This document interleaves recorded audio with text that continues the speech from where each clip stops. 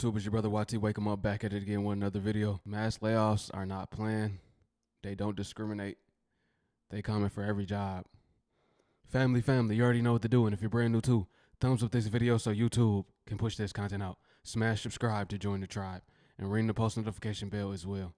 All right, let's get into it. There's another wave of layoffs happening right now. To everybody being laid off, please know it's not your fault. You didn't do anything wrong. This is not a reflection of your value, of your worth, of the quality of the work that you were doing. These were business decisions that were made that were out of your control. There's no way that you could have predicted this. There's no way that you could have stopped this from happening. What I want you to do during this time, collect yourself, read carefully your severance agreement, get an employment lawyer to read it over, or a lawyer friend, or just get a second set of eyes to take a look at it. There are elements of your severance agreement that you can negotiate, like getting your PTO paid out, the length of your severance payment. Next, please take all the time that you need to process these feelings. It is difficult. It is confusing and disorienting. It is somebody pulling the rug from under you. It is unfair and it is painful for somebody to grab your livelihood from you, but it's not your fault. And I need you to really believe that. For the next coming weeks and until you find something, live below your means, take a close look at your budgets. Know where your money is going. Cancel subscriptions. Stop any unnecessary spending. Protect your livelihood. And when you're ready, create a strategy for job hunting. Network. Reach out to people because they're more than willing to help you during this time. This is hard. I know. It sucks. Cry, yell, scream, punch pillows, scream into a pillow. Do what you need to do. Get these feelings out. We need to keep it moving afterwards, okay? You got this. I'm not sure if you've seen this, but Intel is laying off 15,000 people. Yep, that's 15,000 people. This is nothing short of an epic failure of leadership, right? They put themselves into this position, and yet any changes to the leadership team? None that I could find. I read through a number of these articles just to see if I could pull out the notes, see if I was missing anything, but no. So I thought I'd summarize a few of them for you here and why I believe this is 100% on leadership. One is Intel's annual revenue fell by $24 billion from 2020 through 2023, even as its workforce grew by 10%, right? So revenues are declining, which again, you may have seen coming or didn't see coming, but did you adjust? No, you kept on hiring anyway. These next four quotes are from the CEO of the company. Our revenues have not grown as expected. That's leadership issue. We've yet to fully benefit from the powerful trends like AI. Leadership again. Our costs are too high, our margins are too low. Leadership. Given our financial results and outlook for the second half of 2024, which is tougher than previously expected, again, leadership. I mean, it's just crazy. Every one of those is a leadership issue. Also, if you look at the more macro trends with this company, was it the employees' fault that they, missed out on the mobile computing wave? I think it was Qualcomm and Texas Instruments are crushing it after the mobile, which Intel had missed, and now they missed on the AI wave. And look what NVIDIA is doing. I recently quit my corporate job as an HR professional, so the tips are about to get unhinged. And someone said, spill the tea on layoff decisions when there needs to be budget cuts and or company not hitting revenue goals, please. I got you, but I don't think it's going to be the answer that you want. First of all, it depends. Every company is very different, and it depends on what their end goal is at the end of the layoff. Number one, it may not be a functional need anymore. So your department or your role simply is not needed anymore, and most companies are not going to waste the money and continue to put money into that department or position. Number two is performance. Whoever the lowest performing people are, they're usually the first to go. And sometimes you may not necessarily be low performing, but you lack visibility, so you're one of the first to go, which is the reason why I'm always telling people be visible at work. Then there's the last in, first out rule. This typically happens, in my opinion, at smaller companies, and those CEOs tend to feel more loyal to the people who have been with them longer. And number four, highly common, is just salary and cost. Sometimes the overhead is just too much and they can't take it, so they simply just have to cut. We as HR hate this one, but if something is a legal risk or it's a compliance risk, then it has to go. It's tough to see so many people losing their jobs, especially when it's entire teams or whole departments. Behind the numbers, these are real people, real families, real careers, dreams that are suddenly put on hold. So why are we seeing this happen? Sometimes it's due to economic downturns, company restructuring, or even shifts in industry trends. But unfortunately, even profitable companies might have to do downsizing to cut costs or to refocus their businesses. They might not want to do it. They have to do it. If you get let go, take this as time to figure out your next move. 2.5 weeks ago, I was laid off from my 6-figure job. And right now, things feel so uncertain. But I have to remain positive, and I do have to keep the faith. I've been taking this last 2 weeks to just decompress and process it all, because it was just a hard blow. The tech industry right now is just crazy. The job market is crazy. A lot of organizations are restructuring. Thus, a lot of personnel are being laid off. It honestly couldn't have come at a worse time because we have so much going on.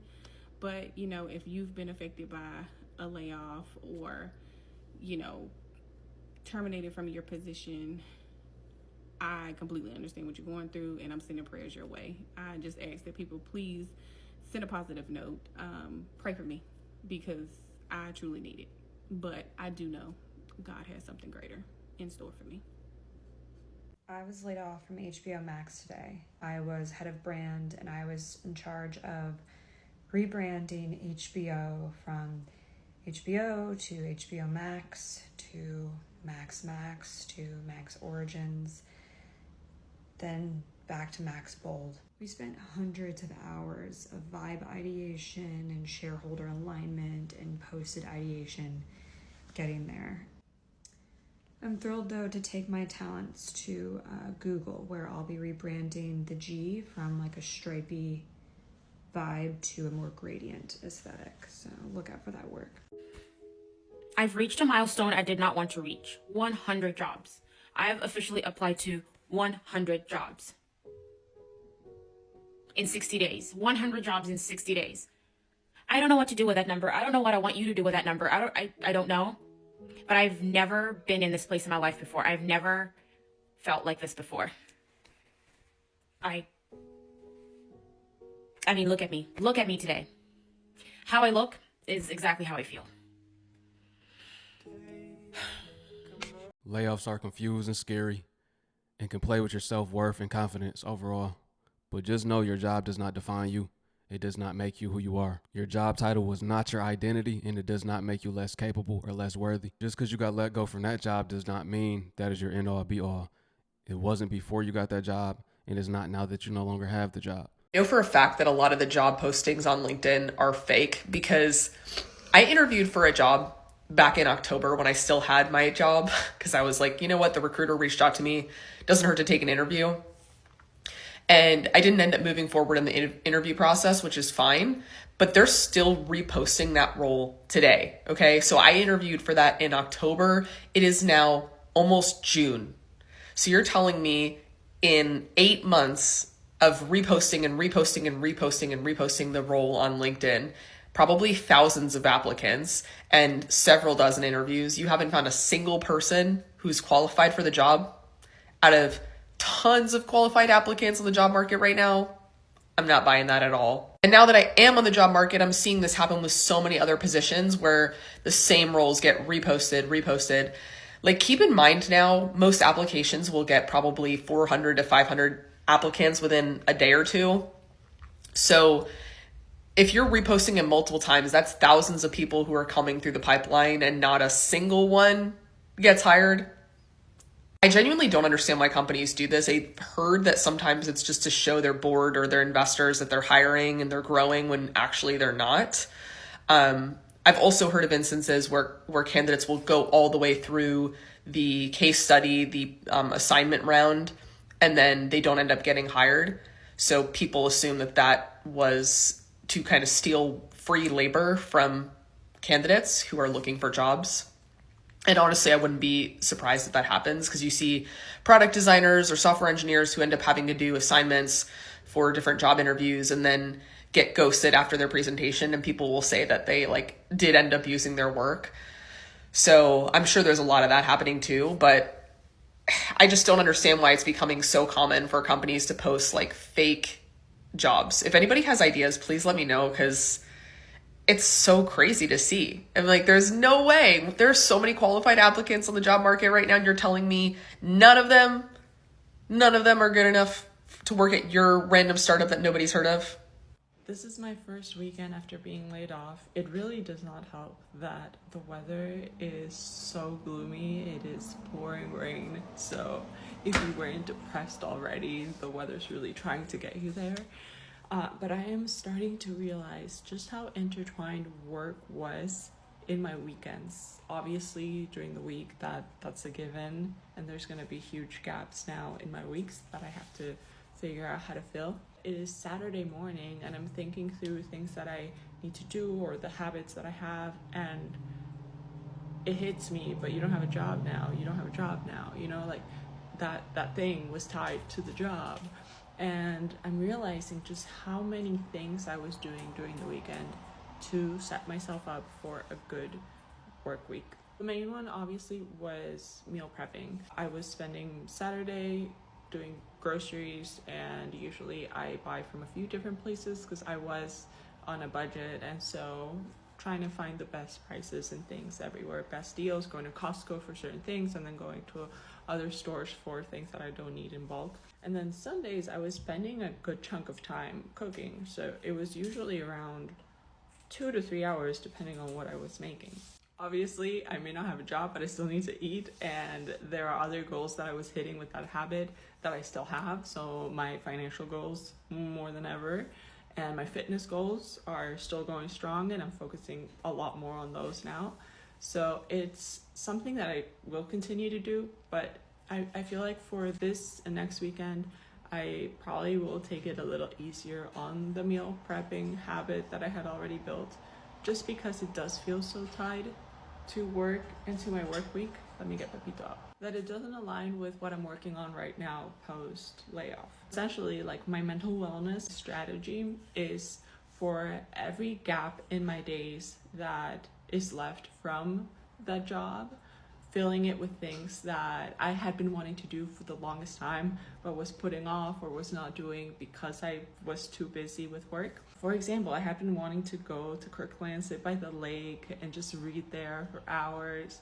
Stuff that I never had the time for, even on weekends, because I was preparing for the week. I will be trading in some things that feel very connected to the job and replacing them with things like that. I have a stack of books that I've been wanting to read.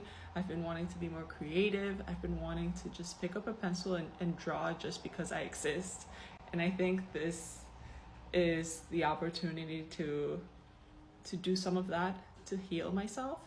I'm not in a financial bind because I have been very, very frugal, very responsible, very slummier. I'm in a good position to focus on my healing, to focus on.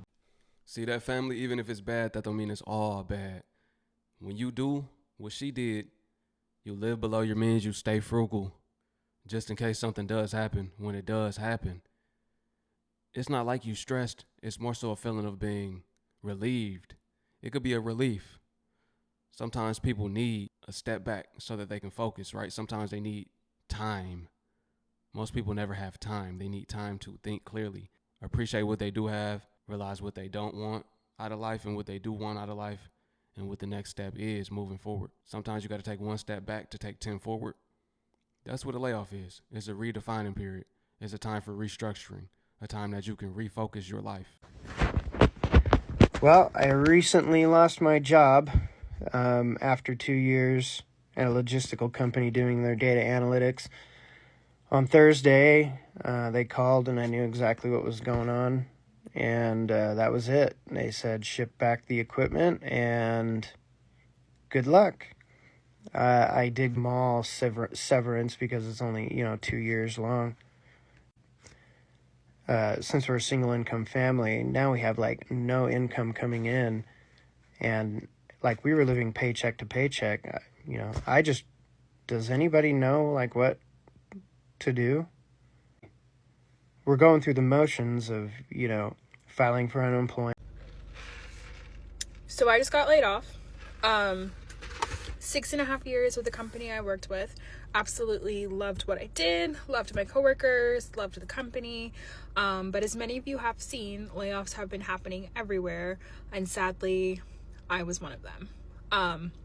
It was definitely a shock, but I'm going to make the most of this. I will now have a lot of free time, so I'm going to take this much needed mental break, travel, update my resume, start looking for other positions. I'm a firm believer in everything happens for a reason, and I definitely think this is part of God's plan, and I'm going to make the most of this layoff, and I might as well create a mini series out of this. So welcome to Life After Layoff. If you got let go before the summer, still enjoy the summer. Don't let it make a depressing summer. You want to make the best of it. If you got to do things that are free, go do free events. Get out.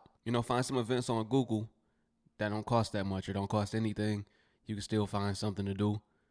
Do that with your friends, by yourself if you're an introvert. There are still things you can do, to ease your mind.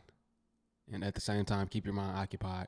You don't want to sit in sorrow. You don't want to sit and just think and reflect all the time about all of the bad. Man, my life is over. Like, it's bad for me. Why me? You don't want to go through none of that. You still want to live in the moment and appreciate where you are right now. Embrace it. This is where I'm meant to be. That's why I'm here. And just figure out how to get out of not having no money. If that's DoorDash, Instacart, if that's getting on YouTube, if that's picking up an old hobby that you might have had as a kid or an old side hustle that you had, now's the time.